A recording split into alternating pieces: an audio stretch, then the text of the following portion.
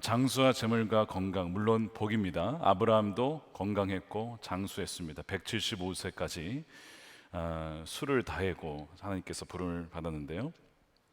그러나 성경은 복에 대해서 좀 다르게 말합니다. 오늘 시편 1편을 읽어보시면 우리가 보통 생각하는 세상에서 말하는 복과 성경에서 말하는 복이 많이 다르다는 것을 발견하게 될 겁니다. 이 복의 기준을 세속적으로만 보게 되면 건강하지 않고 또 가난하고 실패한 사람들은 다 복이 없는 사람일 것입니다. 그러나 성경에서 말하는 진정한 복은 하나님과의 관계 안에 있는 사람, 또 하나님의 말씀을 듣고 순종하는 사람, 그것과 관련되어 있음을 보게 돼요. 오늘 1절을 보시면 누가 복 있는 사람인지를 말하기 이전에 복 있는 사람이 하지 않는 일에 대해서 먼저 말합니다.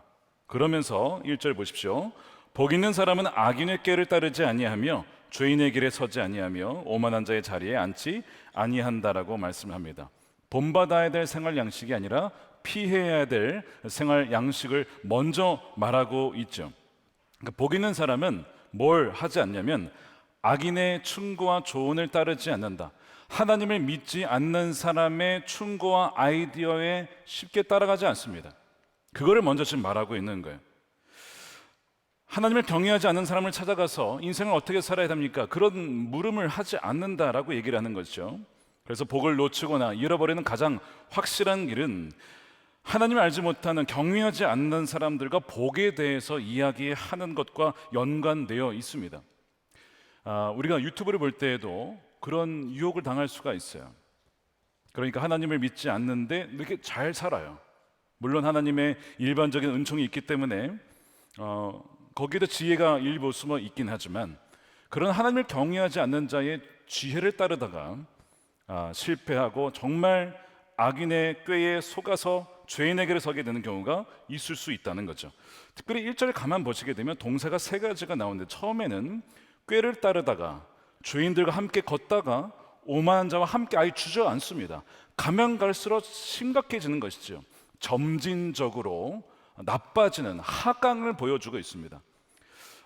이 오만한 자의 자리에 앉는 이 최악의 상황에 대한 부분은 갑자기 이루어진 것이 아니라 점진적으로 이루어지는 것임을 경고하고 있어요.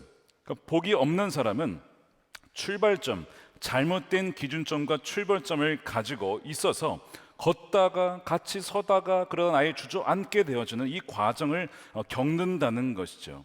그러니까 우리가 어떤 것을 재미로 한다고 했을 때도 이건 재미인데 이러면 처음에 시작은 다 그런 식이에요. 그러다가 중독에 빠지고 도박에 빠지게 되는 겁니다.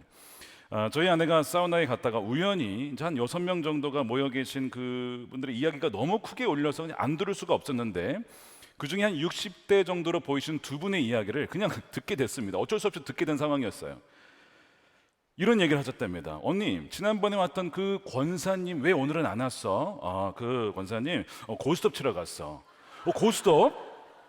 거기는 월요일마다 가고 나는 목요일마다 가는데 오늘 월요일이니까 거기는 갔고 나는 여기서 사우나 온 거야. 언니, 교회 다니는 사람은 고스톱 치면 안 되잖아. 이분은 이제 교회를 안 다니는 거예요. 그리고 이분 권사님이었어요. 괜찮아, 재미로 치는 건데 그랬어요. 아닌데 언니, 교회 다니는 사람은 내가 볼 때 고스톱 치면 안 될 것 같은데 그거 도박이잖아. 괜찮아, 회개하면 돼. 언니, 김줄기요 언니, 이제 동생이 회개는 다시는 안 하겠다는 거 아니야? 나는 교회를 안 다니지만 애들이 엄마 나 잘못했어요, 그 다시는 안 하겠다 그런 게 회개 같은 거 아니야? 난 잘 모르지만 야, 나 어릴 적부터 교회 다녔어. 어디 날 가르치려고 그래. 여러분, 굉장히 웃긴 얘기인데 슬픈 이야기입니다. 좀 마음이 저는 굉장히 상했어요, 이 얘기 듣고. 사우나에서 조심하십시오, 여러분. 여러분, 악은 재미로 시작해서 걷다가 함께하게 되고 주저앉게 됩니다. 처음부터 주저앉는 경우가 없어요. 처음에는 가볍게 시작을 합니다. 그러니까 1절은 점진적으로 악과 함께 하향스로 나아가는 그 과정을 보여주고 있어요. 이걸 경고하고 있는 거예요. 이런 말이 있습니다. 생각의 씨앗은 행동의 열매를 낳고 생각의 씨앗은 행동의 열매를 낳고 행동의 씨앗은 습관의 씨앗은 성품의 열매를, 성품은 우리의 운명을 결정짓는다. 여러분, 습관이 우리의 운명을 결정짓는다? 여러분 어떻게 생각하십니까? 아예 무슨 습관이 뭐 우리 운명까지야, 그렇게 했어? 성경 그 얘기를 하고 있어요. 예레미야서를 읽어보시면 예루살렘 성이, 도시가 멸망할 때에 그 이유를, 습관을 얘기합니다. 이 얘기를 하고 있어요. 예레미야서 22장 21절이죠. 너가 평안할 때에 내가 너에게 말하였느니. 자, 성경 말씀 우리 다 갖고 있죠. 말하였는데 내 말이 나는 듣지 아니하리라. 귀를 막았어요. 너가 어려서부터 내 목소리를 청종하지 아니함이, 듣고 순종하지 않는 것이 너의 습관이라.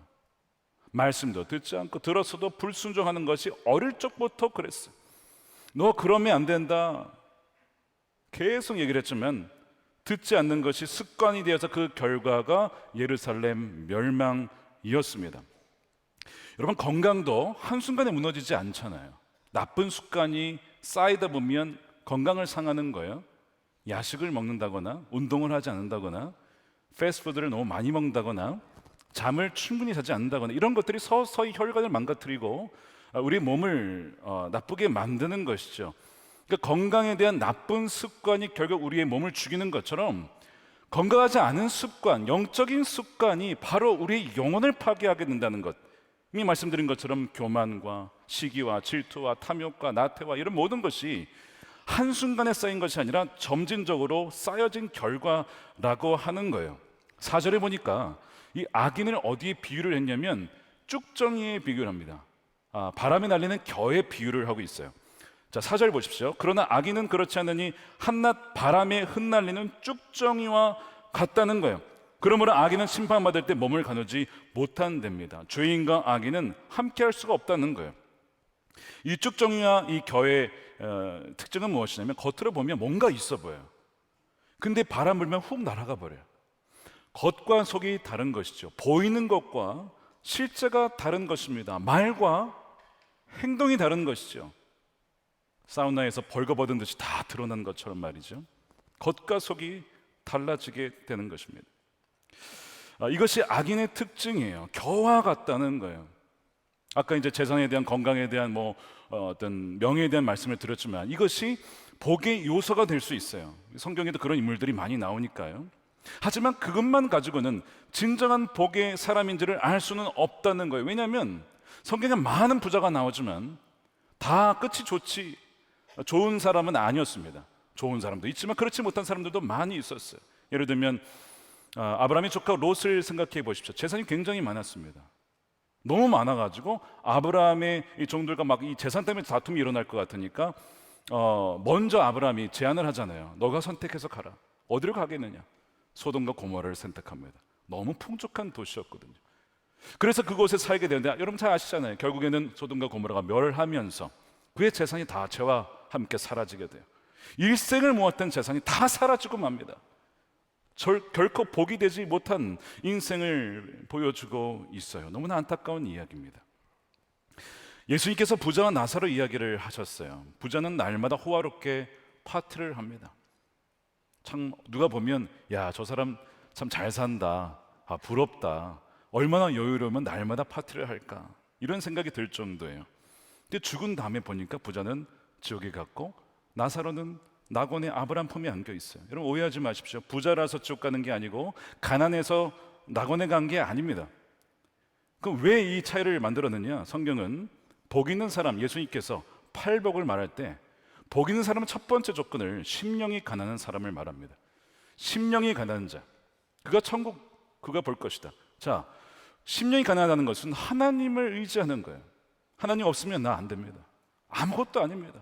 하나님만 원하고 갈망합니다. 그 사람은 심령이 가난한 사람이에요. 근데 악인은 누구냐면 너무 의지할 것이 많아서 굳이 하나님께 엎드릴 필요가 없어요. 기도할 필요가 없어요. 의지할 필요가 없어요. 의지해도 좋지만 굳이 그렇게 할 필요가 없어 하는 사람이 성경이 말하는 복이 없는 사람이에요. 그러니까 부자는 자기의 재산 때문인지는 모르겠어요. 하나님 앞에 가난하지 못했습니다. 그의 재산으로 하나님께 부유한 자가 되지 못했어요.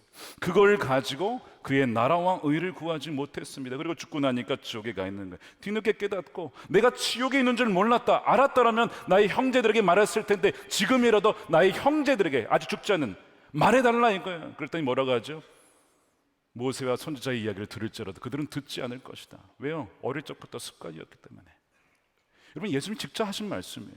이는 지금도 벌어지는 일입니다. 여러분, 악인은 심판을 견디지 못한다라고 말씀하잖아요. 심판을 견디지 못한다는 거예요. 한 번 죽는 것은 정해진 것이고, 히브리서 9장 27절입니다. 그 이후에는 심판이 있습니다. 우리 모두 다 죽어요. 결국에는 심판대에 서게 됩니다. 여러분, 준비되셨습니까? 저희 기도는 이것입니다. 우리 선남목적교회에 오신 모든 성도님들이 악인의 길에 서지 아니하고 오만한 자와 함께 앉지 아니하며 끝까지 예수님과 동행하며 의인으로서 복 있는 자로서 현실에 안주하지 아니하고 끝까지 믿음으로 완주하는 자가 되기를 원합니다. 여러분, 정말 그렇게 되시기를 축복합니다. 그러면 완주하려면 이런 복 있는 자가 되어야 되거든요. 그럼 복 있는 자가 누구냐? 2절 보십시오. 복 있는 사람은 오로지 주의 말씀을 즐거워하며 밤낮으로 율법을 묵상하는 사람이다 라고 되어 있습니다. 이 율법이라고 하는 단어를 보십시오. 성경이라고 하지 않고 말씀이라고 하지 않고 율법이라고 해서 영어로 보면 The law of the Lord라고 되어 있습니다. 주님의 법입니다. 주님의 법. 우리가 교통법규를 지키죠. 나는 내가 법을 만들며 살 거야, 이런 분 없을 거예요. 다 지키며 사실 거예요. 빨간불, 파란불, 노란불, 좌회전 지키며 사는 것이 서로의 건강과 생명을 지키는 길입니다. 하나님의 말씀이 우리의 영과 영혼을 영원히 지키는 법과 같다는 거예요. 그래서 율법이라고 했던 거죠. 여기서 이 율법이라는 단어 히브리어로 토라, 즉 모세오경, 창세기, 출애굽기, 레위기, 민수기, 신명기를 말하는 게 토라입니다. 근데 단지 토라를 말하는 것이 아니라 하나님의 법, 하나님의 교훈, 우리가 지음받은 대로 행복하게 살기 위해서 하나님 말씀하신 그 영적인 원리를 말하는 것이 이 율법이에요. 근데 그 율법을 주야로 묵상하는 사람, 이 묵상이라고 하는 것은 한 번 읽고 끝나는 게 아닙니다. 계속 되새김질하는 거예요. 아침에도 읽었고, 그 말씀 묵상이 점심에도 되새기고, 오후에도 되새기고, 저녁에도 그 말씀을 계속 묵상하는 것입니다. 그 자가 바로 복이 있는 사람이라고 하는 거예요. 잠언 3장입니다. 자녀들에게 계명을 간직하라. 얘들아, 너 계명을, 이 말씀을 꼭 너의 마음 가운데 간직해야 돼. 그러면 약속이 있어. 평강을 주실 거야. 하나님의 은혜를 주실 거야. 너가 사람들에게도 귀중히 여김을 받을 거야. 이것이 약속이에요. 잠언 3장 1절입니다. 아이들아, 내 가르침을 잊지 말아라. 내 계명을 내 마음에 간직해라. 그러면 그것들이 너를 장수하게 하며 해가 갈수록 더욱 평안을 누리게 될 것이다. 수능을 앞두고 불안한 친구들이 있습니까? 이 말씀을 들려주십시오. 인자와 진리를 저버리지 말고 그것을 목에 걸고 다니며 너의 마음속 깊이 새겨둬라. 그러면 하나님과 사람 앞에서 너가 은혜를 입고 귀중히 여김을 받을 것이다. 이게 약속의 말씀이에요. 저는 이제 아이들에게 모여서 예배를 할 때, 가정 예배를 할 때, 엄마 아빠가 너에게 줄 수 있는 건 없다. 그저 하나님이 너희의 아버지가 되는 것, 그게 가장 우리가 줄 수 있는 복이야. 그러니까 너희가 어릴 적부터 말씀을 묵상하고 하나님을 경외하는 법을 배워라. 그것이 가장 복된 길이다. 항상 그 얘기를 합니다. 여전히 미숙하고 부족한 점이 많습니다. 아이들이 늘 기도가 돼요. 근데 하나님 약속이 있으니까, 말씀으로 아이들을 양육하면 하나님이 책임져 준다고 했으니까, 여러분들은 이 약속의 말씀이 여러분 자녀들에게 이루어지게 되기를 축복합니다. 성경에서 말하는 복은 세상에서 말하는 복과 좀 달라요. 많이 다릅니다. 이 바라크라고 하는 것이 복이라는 뜻인데, 복을 주다. 물론 이 오늘 1절에는 좀 다른 단어를 쓰긴 했지만 성경에서 말하는 복을 주다에는 대부분 이 단어를 씁니다. 이 기본적인 뜻은 무릎을 꿇다는 거예요. 즉 복을 받은 사람은 누구냐면 하나님께 무릎 꿇는 사람이에요. 기도하는 사람입니다. 엎드리는 사람입니다. 이것이 복을 받은 사람의 특징입니다. 수직적인 하나님과의 관계 속에서 엎드린 자가 복을 받은 사람이고, 두 번째, 복을 받은 사람은 반드시 그 복이 주변의 수평으로 흘러가게 되어 있어요. 혼자만 복이 되지 않아요. 아브라함이 복을 받은 것은 늘 그 하나님 앞에 엎드렸기 때문이고, 또한 아브라함이 복의 근원인 것은 그로 말미암아 주변 사람들이 복을 받았기 때문에 그래요. 창세기 12장 2절 보십시오. 내가 너를 큰 민족이 되게 하고, 정말 민족이 됐죠. 너에게 복을 주어서 내가 이름을 크게 떨치게 해. 지금도 우리는 아브라함을 부릅니다. 지금도 수천 년 지났지만 하나님이 그 이름을 계속 들려지게 하잖아요. 우리에게 너는 복의 근원이 될 거야. 근원이라고 하는 것은 너 때문에 다른 이들이 복을 받는 거예요. 그래서 3절에 땅에 사는 모든 민족이 너로 말미암아 복을 얻을 것이다. 여러분, 그리스도인은요 혼자만 잘 사는 게 아니고요, 하나님과의 관계 속에서 엎드려서 그로 말미암아 다른 이들도 하나님께 엎드리게 만들어 진정한 복이 되게 한 사람이 그리스도인입니다. 이게 세상의 복과 다른 거예요. 이렇게 다른 것입니다. 그 예를 들면 요셉이 이런 거예요. 요셉이 하나님께 형통한 자라고 성경이 표현합니다. 하나님이 그와 함께 하셔서 요셉이 형통하였다. 근데 이 형통하다는 것도 마찬가지예요. 요셉만 잘 되는 게 아니고요, 요셉으로 말미암아 다른 일들이 잘 되는 겁니다. 그 증거가 어디 나오냐면 창세기 39장 5절에 보디발의 집이 너무 잘 됐어요. 보십시오. 주님께서 요셉을 보시고 요셉 때문에 그 보디발 이집트 사람의 집에 복을 내리셨다. 주님께서 내리시는 복이 주인의 집안에 있는 것이든지 밭이 있는 것이든지 그 주인이 가진 모든 것에 미쳤다. 여러분들이 정말 주님과 동행하고 여러분들이 정말 주님께 엎드린 자가 된다면 여러분들의 가정과 여러분들의 직장과 여러분들이 있는 곳이 여러분 때문에 복을 얻게 될 것입니다. 이것이 성경적인 원리라고 하는 거예요. 이것이 요셉에게 나타났던 형통한 자의 그 은혜입니다. 그러면서 결국에는 그가 총리가 됐을 때도 마찬가지예요. 아, 내가 총리가 되었어, 내 인생이 이제 풀렸어, 다 고난 끝났어, 이게 아니고 그를 총리로 세운 것은 그의 아버지와 형님들과 그의 자손들을 살리시려고 총리로 세우신 것이죠. 그것이 어디 나옵니까? 창세기 45장 7절에 요셉은 이것을 알고 있었어요. 하나님이 나를 형님들보다 앞서서 보내신 것은 나 혼자 잘 먹고 잘 사게 해서 총리로 세운 것이 아니라 하나님이 크나큰 구원을 베푸셔서 형님들의 목숨을 지켜주시려고, 형님들의 자손을 이 세상에 살아남게 하시려고 나를 총리에 세우신 것입니다. 여러분들이 있는 자리에서 이와 같은 복이 있는 자로 여러분 서시기를 축복합니다. 그럼 어떻게 하라고요? 주여로 말씀을 묵상하고 하나님께 엎드리고 기도하며 그렇게 사실 때에 이 놀라운 열매가 맺혀지게 된다는 거예요. 자, 그러면 목사님, 요셉이 말씀의 사람이 되었다는 증거가 어디 있습니까? 날카로운 질문입니다. 시편 105편에 이렇게 되어 있습니다. 그가 한 사람을 앞서 보내셨으니 요셉이 종으로 팔렸도다. 그의 말은 착고를 찾고 그의 몸은 쇠사슬에 매었으니 곧 여호와의 말씀이 응할 때까지라. 그의 말씀이 요셉을 단련하였도다. 요셉은 끝까지 고난 중에도 하나님의 약속의 말씀 꿈을 붙잡고 하나님만 붙잡았을 때 그의 이 단련하였다, refined라는 표현은 재련하였다, 연단하였다 이런 뜻이잖아요. 말씀의 사람으로, 순결한 사람으로, 오직 하나님만 의지하는 사람으로 만드신 거예요. 어떻게 해요? 말씀을 통해서. 사랑하는 여러분, 오늘 본문에 시냇가에 심겨진 나무가 철따라 열매를 맺는다고 했죠. 우리는 열매 맺기를 간절히 원합니다. 그렇죠?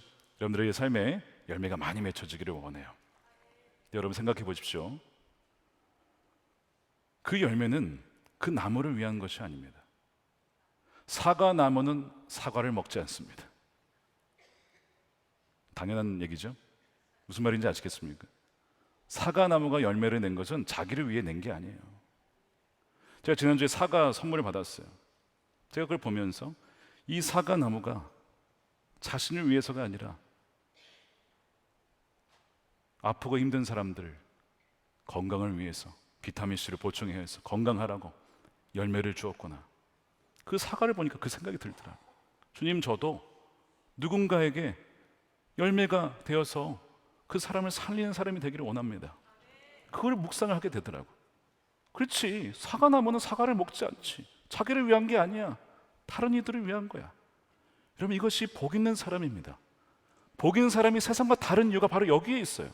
복 있는 사람은 하나님께 엎드리는 자입니다. 고개 쳐든 사람이 아니고 높은 사람이 아니고요, 하나님께 엎드리는 사람입니다.